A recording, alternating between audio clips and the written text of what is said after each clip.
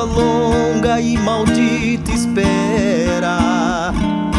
Ela não quis mais levar a vida de mulher honrada, se na verdade não adiantou nada ser mulher direita conforme ela era. Ela decidiu abandonar o papel de esposa para viver entre as mariposas que fazem ponto naquele local. A minha vida, muito mais errante, agora continua. Transformei esposa em mulher